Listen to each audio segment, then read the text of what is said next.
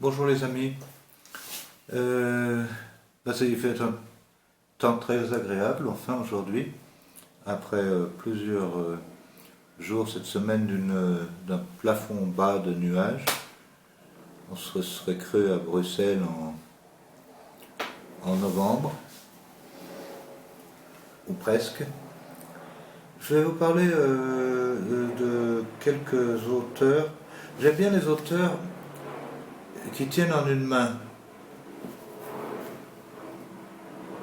qu'on peut tenir dans la main, dans une seule main. C'est pratique pour voyager. C'est pour ça que celui-ci, Montaigne, m'accompagne depuis 40 ans. 40 ans, bien 45 largement. Et ça, c'est l'édition qui appartenait à mon père, l'édition de 1946 qui lui a été offerte le 27 février 1955 pour son 25e anniversaire. Donc Montaigne, Rimbaud, Lautréamont, et puis là il y a aussi un auteur qui tient dans une main et que dans une édition compacte, genre Pléiade, tiendrait dans un volume. Là c'est des volumes, il n'est pas encore dans la Pléiade. Il s'agit de Abdel Fattah Kiliton.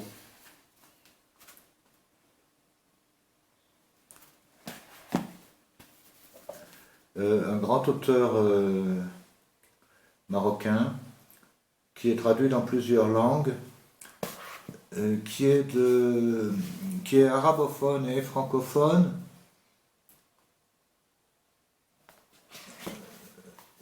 qui a écrit certains de ses livres comme celui-ci en arabe et il vient d'être traduit en français. Ce n'est pas lui qui fait les traductions, c'est pas comme Beckett. Il écrit dans une langue ou dans une autre, mais il ne se traduit pas lui-même, sauf exceptionnellement.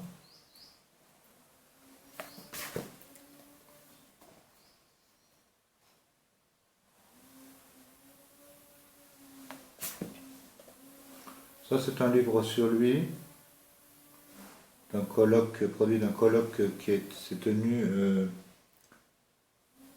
à l'université Mohamed V de Rabat, où il était prof. Il a pris sa retraite maintenant, je crois.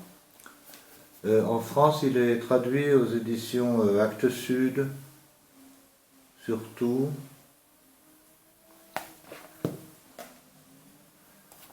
Sinbad, la collection Sinbad de littérature arabophone.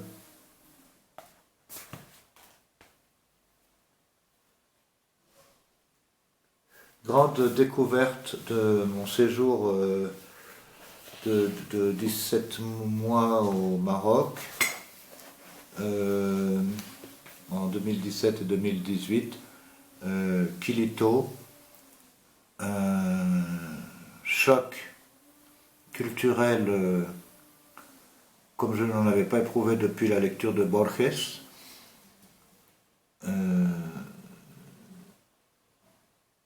Un choc culturel, je veux dire un choc devant de nature culturelle devant l'immensité de l'érudition d'un écrivain, et puis l'affinité très forte que j'ai éprouvée pour ses livres, pour ses textes, le sentiment aussi que je n'en aurais jamais fini de le déchiffrer, de le relire, de le lire. Il y a des auteurs qu'on lit facilement. Cela dit, je n'établis pas de hiérarchie entre ces différents types d'auteurs. Ceux qui tiennent dans une main et ceux pour lesquels il faut une valise pour les transporter. Il n'y a pas de hiérarchie à établir. Je disais simplement, en commençant cette chronique, que j'aimais bien les auteurs qu'on pouvait mettre dans sa poche, emporter en vacances, en voyage. Il y a Cernoda qui tient dans ce volume. Il y a Sarraute qui tient dans une main.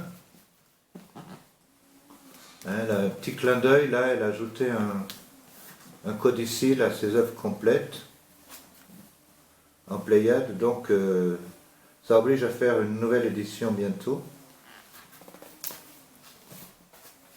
Alors, Kilito, ça va être difficile d'en parler, hein, pour moi, je n'ai pas la culture, surtout la culture du monde arabe que je connais mal, quoique je sois originaire aussi en partie de ce monde, mais je connais mal la littérature arabe classique. Je veux parler du Coran, dont j'ai lu les 114 sourates, mais pas entièrement. Je n'ai pas lu les analyses, les appareils critiques, toute l'herméneutique qui l'enveloppe. Je connais mal les classiques du monde arabe. Pourtant, 1000 ans.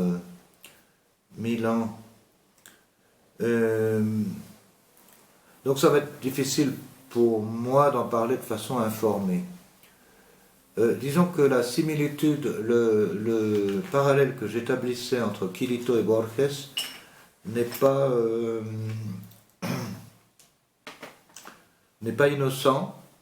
Il y a une érudition du même ordre dans les textes de Kilito, mais qui comprend toutes les rééditions du monde arabe et du monde occidental. C'est un auteur de deux mondes. Je disais bilingue, arabophone, francophone. Au Maroc, il y a des auteurs qui écrivent en arabe d'abord, et puis qui sont traduits en français, d'autres qui écrivent en français d'abord, parce qu'ils sont plus francophones qu'arabophones. Kilito, c'est cette espèce d'équilibre de l'érudition. Je pense qu'il lit beaucoup d'autres langues, l'espagnol par exemple, ce qui justifie ce titre, je parle toutes les langues mais en arabe, hein. Aussi ce qu'il appelle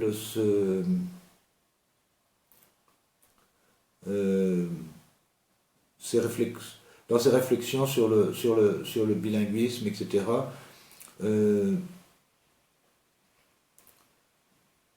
Sa nécessité de réduire la réflexion à une seule langue à la fois. Donc, tous ces livres sont essentiellement des essais. Il a très peu écrit de textes de création, mais toute sa création est une critique et toute sa critique est une création. Il a écrit un livre fondamental, enfin tous ses livres sont fondamentaux, mais en ce qui concerne la création proprement dite, il y a un livre fondamental que je n'ai malheureusement qu'en anglais, et même pas ici, il est resté en haut, c'est La querelle des images, des nouvelles d'une densité saisissante. Chaque nouvelle est toute une histoire. Il met très longtemps à les mettre au point, plusieurs années parfois. Aussi ces récits du cheval de Nietzsche.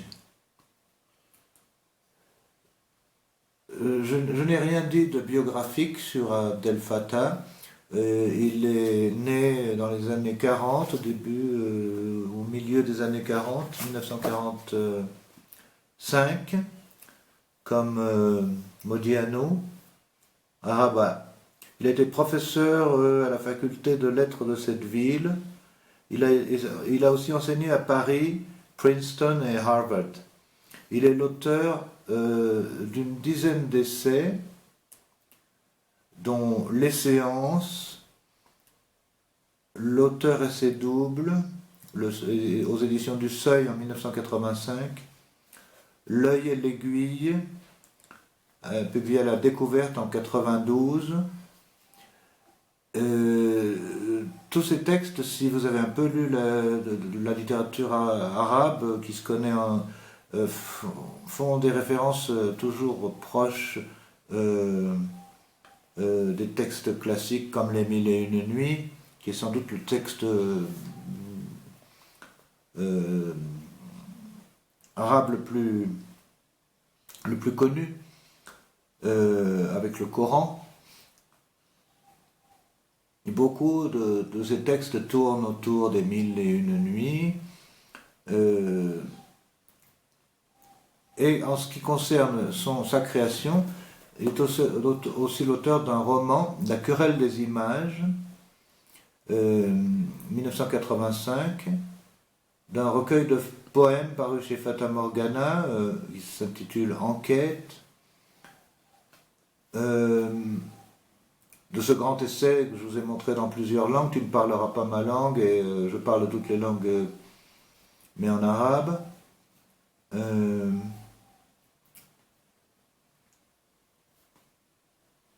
Il a obtenu en 89 le Grand Prix du Maroc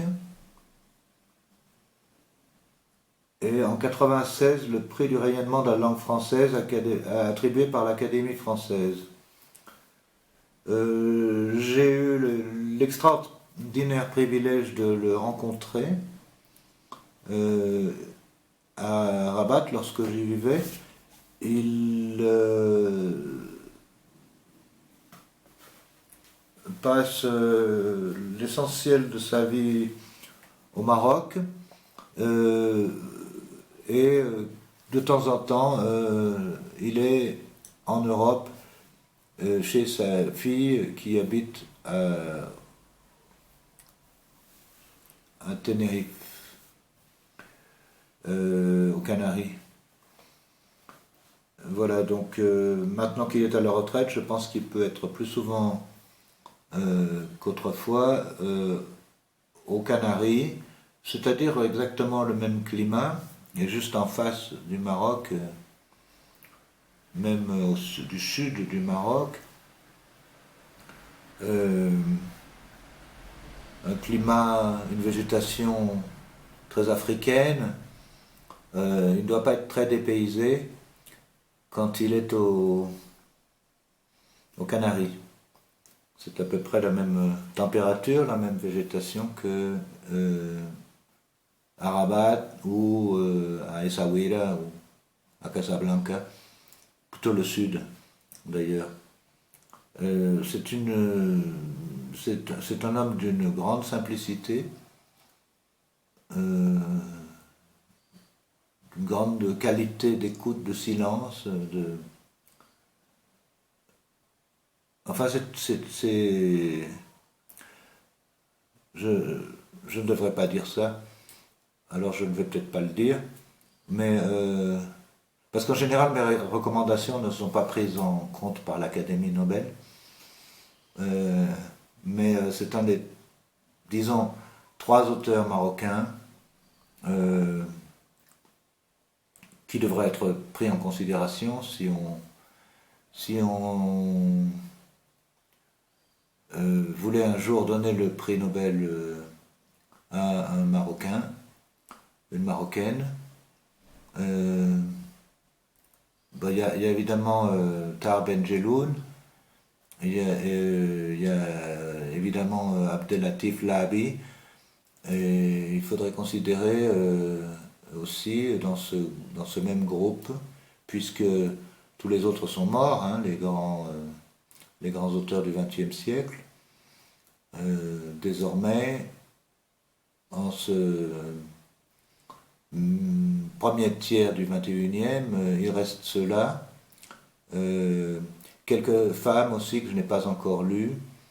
Je vous tiendrai au courant. Ce serait pas mal aussi, politiquement, de donner le prix Nobel à une Marocaine, à condition qu'elle ait plus de 50 ans.